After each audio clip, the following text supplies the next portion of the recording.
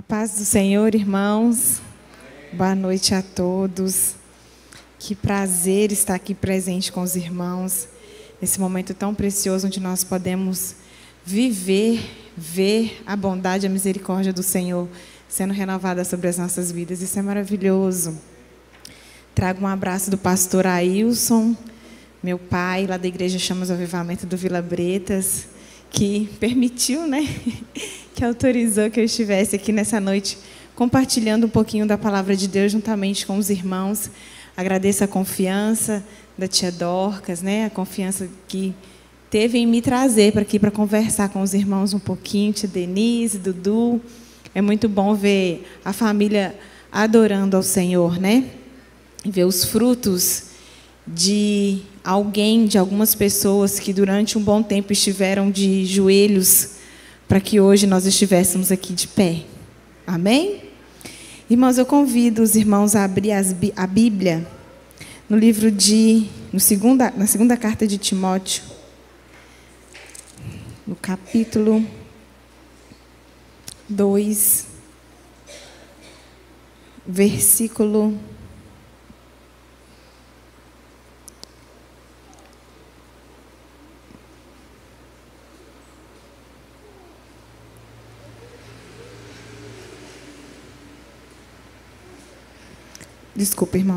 3.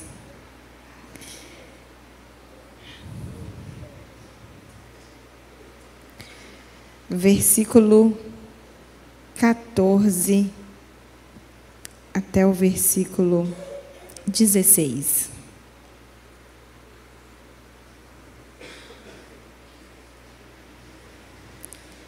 Segunda Timóteo, capítulo 3, versículo 14 ao 16.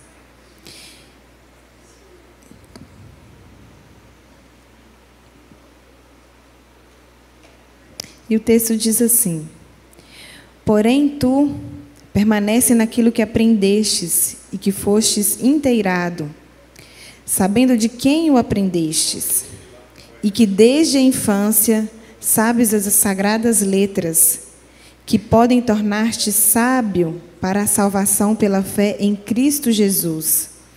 Todavia, a Escritura é inspirada por Deus e útil para ensino, para repreensão, para correção, para a educação na justiça. Ainda o 17.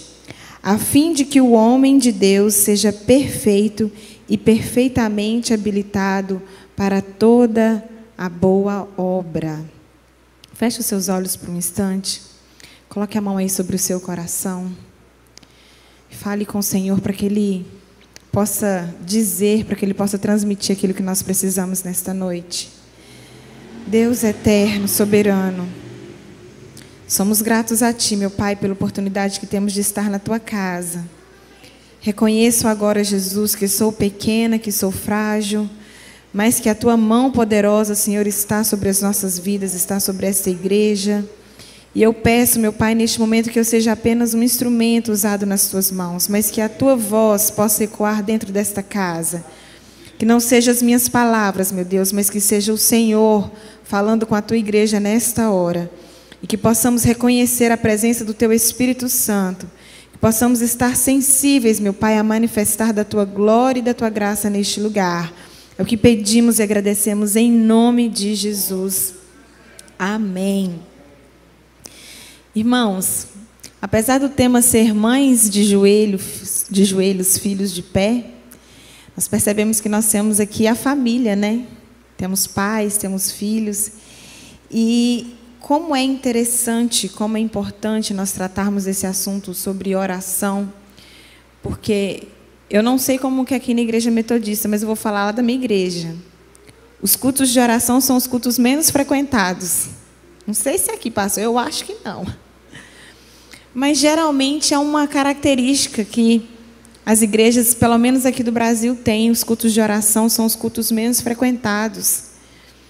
E a oração não é apenas o falar com Deus, não é apenas você conversar com o Senhor. A oração, ela é um estilo de vida. Ela é uma forma que nós precisamos viver todos os dias. E quando eu leio este texto, quando a gente traz aqui a história de Timóteo, a gente lembra como que foi, como que aconteceu, o contexto que esse livro foi escrito, que as cartas de Timóteo foi escrito. Nós lembramos de um cenário em que a igreja estava sendo perseguida, em que a igreja estava dividida. Estavam tentando implantar na igreja doutrinas, um legalismo, ideias que já não eram mais possíveis, porque o Senhor já havia derramado o seu sangue na cruz, Ele já havia trazido a libertação e havia nos ensinado, não que nós precisamos rejeitar a lei, porque Ele veio e cumpriu a lei, o Senhor não desfez as obras da lei, Ele cumpriu todas elas, mas nos mostrar que não é pela nossa força, mas que é através da graça, é somente pela graça de Jesus que nós alcançamos a salvação. E naquela época era uma época conturbada para a igreja. E Timóteo estava passando por um conflito ali no meio da igreja, porque ele era obreiro do Senhor. E aí Paulo traz essa carta que vem tranquilizar o coração de Timóteo. E Paulo faz com que Timóteo se lembre que ele foi treinado, que ele foi ensinado, que ele foi instruído por duas mulheres, que foi a mãe e a avó, Eunice e Lloyd. Eunice e Lloyd. E quando Paulo traz isso à memória de Timóteo, ele fala com tanta certeza, ele fala com tanta propriedade sobre a sinceridade e a firmeza de fé que essas mulheres tiveram, que isso também nos faz refletir no dia de hoje sobre esse papel, não da mãe, mas da família, em viver uma vida de oração. E não apenas estar por um determinado momento de joelhos dobrados. Não apenas separar um tempo para fazer isso. Isso é muito importante, é muito importante. A Bíblia, ela nos traz alguns textos. Pedro, por exemplo, lá na primeira carta de Pedro, no capítulo 3, versículo 7, ele traz um conselho essencial para os maridos. Olha só o que ele fala. Do mesmo modo, vocês, maridos, sejam sábios no convívio de suas mulheres e as tratem com honra, não como parte frágil e co-herdeiras do dom da graça da vida, de forma, olha só, de forma que não sejam interrompidas durante as suas orações. É um conselho para o homem. Mas isso nos desperta que a intercessora do lar é a mulher. E é uma vida constante. O homem, ele é o sacerdote do lar. Ele tem o seu papel como servo, como homem de Deus, como orientador da família, como aquele que instrui os filhos. Muitas vezes até mesmo aquele que tem uma palavra um pouquinho mais firme na hora de estabelecer as regras. Mas a mulher, ela tem o papel de ser a intercessora do lar. Ela tem esse papel de colocar nas mãos do Senhor não apenas a vida dos filhos, mas a vida do marido. E nós temos descaracterizado um pouquinho as nossas famílias nos dias de hoje por causa do sistema do mundo, que infelizmente a gente não consegue lutar com todas as forças contra isso. Graças a Deus, aquela irmã que tem a possibilidade de estar no seu lar e cuidar dos seus filhos e cuidar da sua casa, que Deus seja louvado se temos irmãs aqui que têm condições de fazer isso, mas essa não é a nossa realidade. Infelizmente, a mulher ela precisa algumas vezes sair de dentro do lar para cuidar dos filhos, para cuidar dos filhos como participação financeira da casa. Bom seríamos se nós soubéssemos viver com aquilo que o Senhor nos dá de forma reduzida, mas priorizássemos a educação dos nossos filhos. Seria fantástico. Mas nem sempre, às vezes, isso é possível.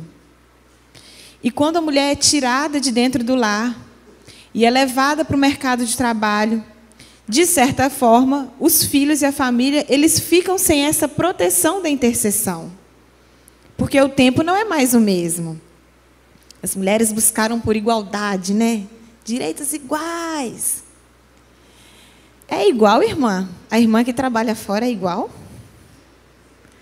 Quando você chega em casa, quando o seu marido chega em casa, alguns não, tá? Mas a grande maioria chega em casa, vai brincar com o filho, senta no sofá, vê uma TV, né? A mulher chega em casa, ela vai lavar roupa, ela vai ajeitar a casa, vai fazer a janta. E o momento com Deus? Qual que é o momento que a irmã está tirando para interceder pela família? Para orar pelo seu marido, para que ele seja guardado no trabalho? Porque se é difícil ser mulher hoje, é difícil ser homem hoje também. As mulheres andam seminuas pelas ruas, e se não for o Espírito Santo guardando o olhar do seu esposo, está difícil. Se não for a sua oração cobrindo o seu esposo, pedindo: Senhor, guarda meu esposo onde ele estiver, guarda os meus filhos na escola onde estiver, a família ela pode entrar em decadência. E, infelizmente, esse tempo tem sido roubado de nós, com tantos afazeres, com tantas tarefas.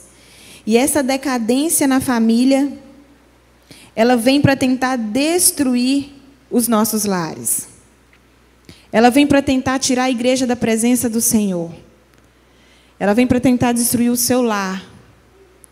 Então, a nossa oração, ela precisa ter essa função, não apenas de um momento do dia, mas uma vida em oração, até mesmo pelo sistema que nós levamos.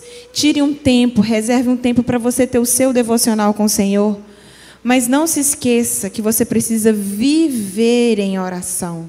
Tem que ser constante. E quando nós vivemos constantemente na presença do Senhor, quando nós temos uma vida em oração, a oração ela serve como ferramenta, não apenas para que nós falemos com o nosso Deus, mas também como forma de instruir os nossos filhos. Para você instruir o seu filho, você precisa entender e conhecer primeiro que nós estamos numa batalha espiritual. Lá em Efésios fala que não é contra sangue, não é contra carne nem contra sangue, mas é contra as hostes espirituais da maldade nos lugares celestiais. Lugar celestial não é o templo. Isso aqui são tijolos, mobílias, lindo por sinal, de muito bom gosto. Mas isso aqui é algo que ele vai ser consumido. Quando a besta assumir o domínio, isso aqui vai ser consumido, isso aqui vai ficar na terra. O lugar celestial é o meu coração, o seu coração, o coração do seu filho. E nós precisamos lutar contra o inimigo que tem tentado destruir esse coração que é o altar do Senhor. E você precisa instruir o seu filho através de uma vida de oração.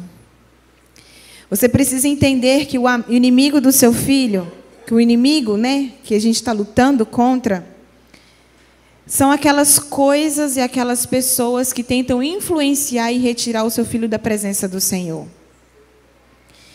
E é muito interessante você entender que existe uma certa idade que você não é o único influenciador do seu filho.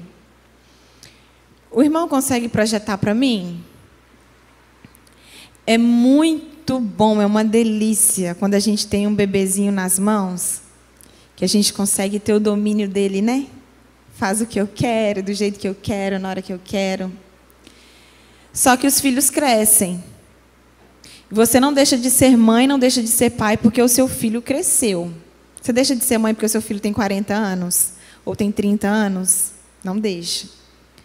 Só que nós precisamos entender que a forma de instruir os nossos filhos, ela muda de acordo com a idade deles. Tem esse gráfico aqui, é muito interessante, que é a teoria dos setênios. E ele tem ali 3 linhas. Ele tem uma linha lá em cima azul, que é a linha espiritual. Ele tem uma linha no meio vermelha, que é a linha do amadurecimento biológico. E tem uma linha verde aqui embaixo, que é a linha do amadurecimento emocional. Perceba, irmãos, que tem a idade de 0 até 63 anos. A cada 7 anos muda ali um eixo. Quando a criança nasce com 0 anos, 0 idade, meses, acabou de nascer, recém-nascido, até aproximadamente 7 anos, Olha o eixo da aprendizagem dele. É uma educação receptiva. O que você ensina, ele recebe. Com 0 anos, com meses ali, a linha espiritual dele está lá em cima. Percebe? O amadurecimento biológico está crescente. O amadurecimento emocional também ele começa ali bem baixinho, mas depois ele vai crescendo. E a fonte de ensino até os 7 anos é a família. Aqui é considerado, irmãos, aquela criança que ela vai para a escola quando ela inicia o primeiro ano, pré-primeiro ano. Só que hoje a nossa realidade é que os filhos são colocados na escola com quantos anos? 6 meses, 4, né? A mãe precisa trabalhar. Então, essa realidade da influência da educação aqui pela família, ela já regrediu um pouquinho mais se esse estudo for atualizado. Mas vamos supor que a mãe tem o prazer de ficar em casa com o filho até ele iniciar a fase da escola. E aí, quando chega nos 7 anos, você já tem influência da escola. Nos 14, você tem influência dos amigos. Repare que a linha espiritual, à medida que a criança vai crescendo, ela vai decaindo. Porque começam os questionamentos. É como se tivesse um afastamento de Deus. É claro que isso não pode ser a realidade de um cristão. Isso aqui está baseado em teorias, irmãos, de psicólogos, tá? Não são teorias com embasamento bíblico. Mas a gente não pode fechar os olhos para essas coisas.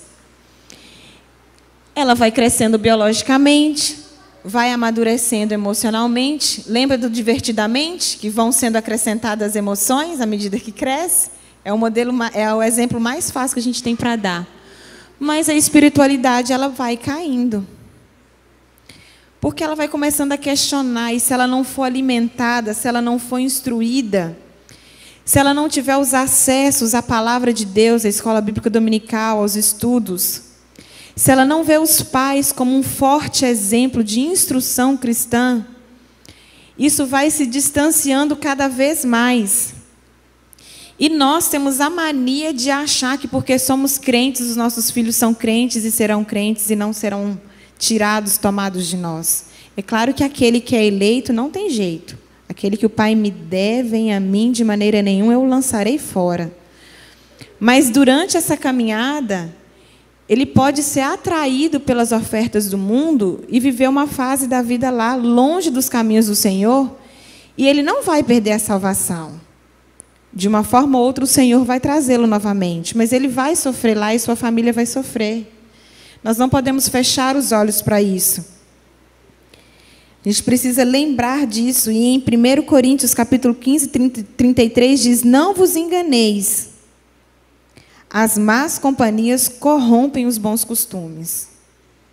Então, nós não podemos fechar os olhos para as influências que os nossos filhos têm recebido, através de mídias, através da escola, através das companhias. E é por isso que nós temos essa responsabilidade de instruir os nossos filhos através da educação.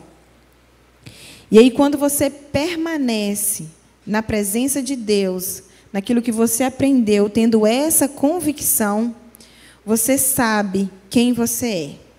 Nós conseguimos perceber quem nós somos, assim como foi dito no versículo 14 pelo apóstolo Paulo. Ele fala: permaneça naquilo que você conheceu, permaneça nas instruções que você recebeu, porque você sabe de quem você recebeu. A mãe, ela tem essa influência de educar, de instruir o filho. E esse papel precisa ser exercido por nós. Você precisa instruir o seu filho a partir da Bíblia Sagrada. A criança que conhece as palavras da Bíblia Sagrada, ela é o nosso manual. E essa palavra, ela não pode ser apagada, ela não pode ser destruída. A palavra do Senhor, ela é viva e eficaz. Toda a Escritura é inspirada por Deus, para o ensino, para a repreensão, para a correção e para a instrução na justiça. Tudo que você precisa saber para a educação do seu filho, para a instrução do seu filho, está nas Escrituras Sagradas. Você não precisa buscar métodos estratégias fora, porque às vezes isso confunde a nossa mente.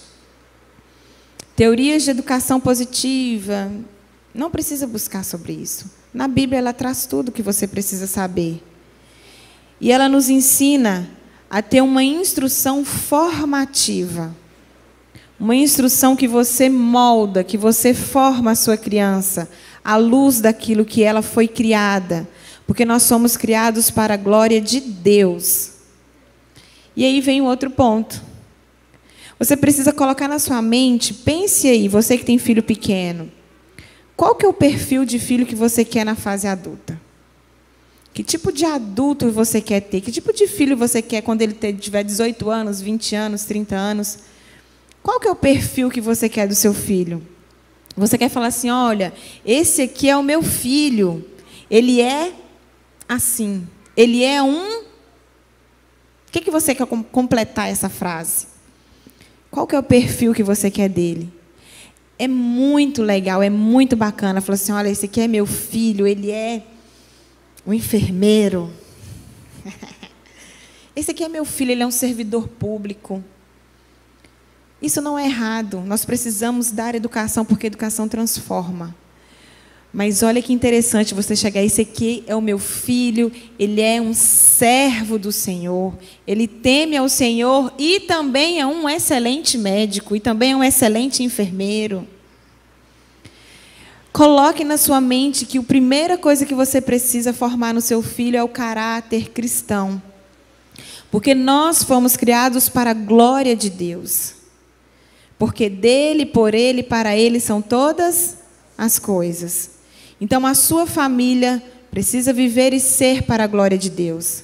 A sua vida precisa viver e ser para a glória de Deus. Os seus filhos, o seu falar, o seu agir. E a melhor forma de você instruir é através do seu exemplo. Você não consegue ensinar o seu filho apenas com falar. A instrução formativa, ela não é baseada apenas em palavras, apenas em verbalizar, mas em atitudes. O seu filho, ele vê, ele observa o que você está fazendo. Será que ele tem visto uma mãe realmente de joelhos?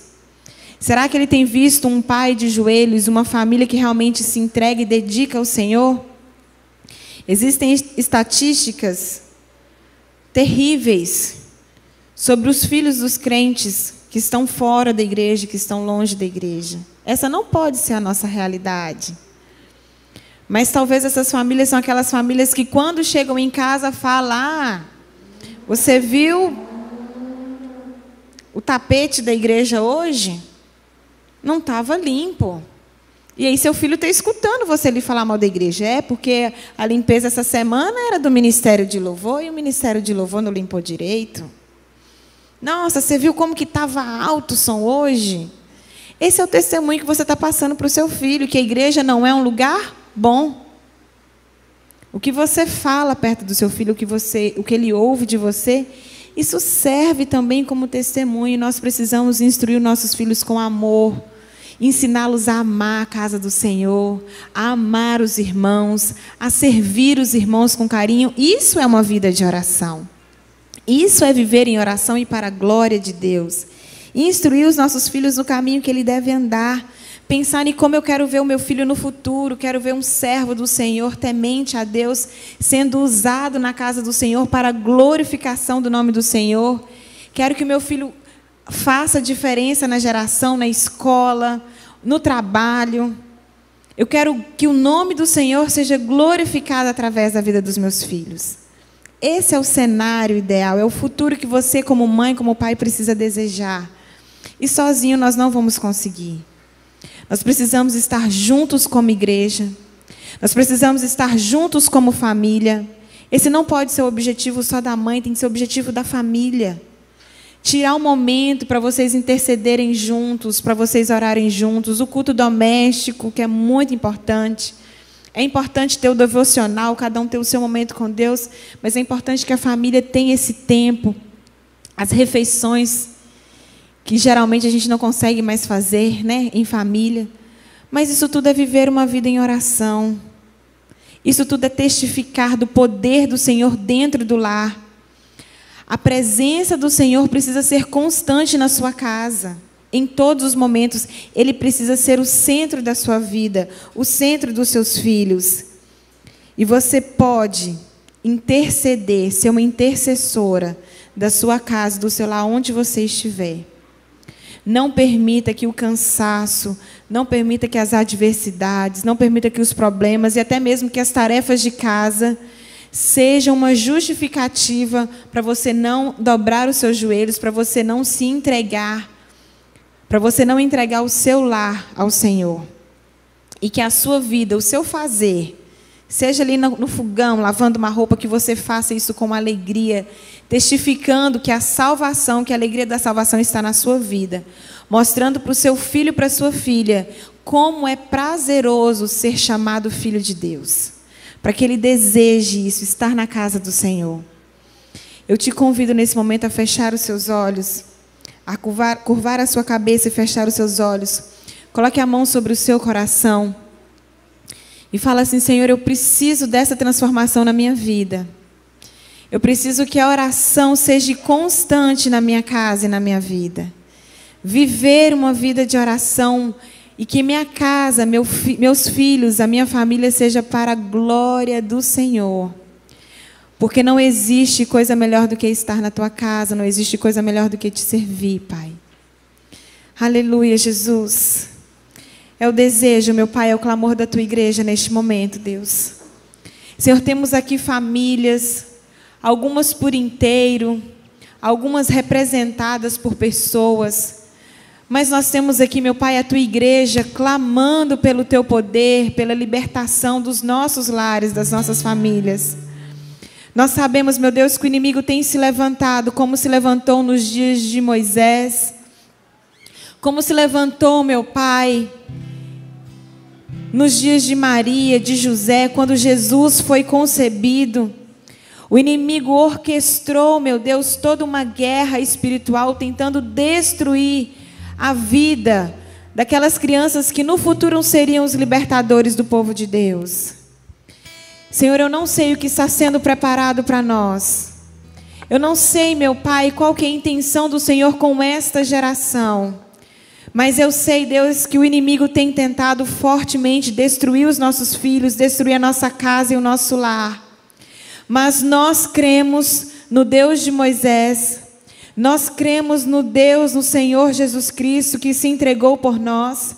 E cremos que a libertação que veio naqueles dias virá sobre as nossas famílias, meu Pai. E nós queremos que o Senhor nos dê força, nos dê graça, sabedoria, para que nós possamos preparar os nossos filhos, meu Deus, para aquilo que está por vir. Para que sejam filhos fortes, filhos saudáveis, mas que sejam filhos tementes ao Senhor, entregues à tua obra, entregues, meu Pai, por amor, que façam por amor, Jesus, a obra redentora do Senhor. Que sejam, Senhor, a voz, clamando, meu Pai, em meio às multidões. Que os nossos filhos, meu Deus, possam ser usados para a libertação, Senhor, desta geração que está corrompida.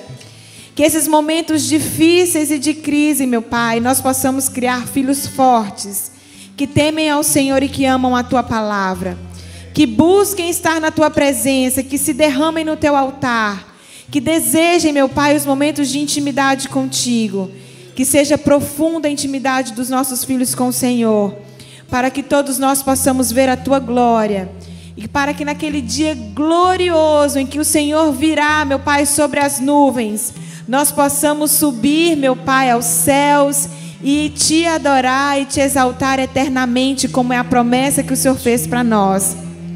Que esse desejo possa arder no nosso coração, meu Pai. Que a nossa casa sirva ao Senhor com alegria. É o que te pedimos nesta noite, em nome de Jesus. Amém. Amém.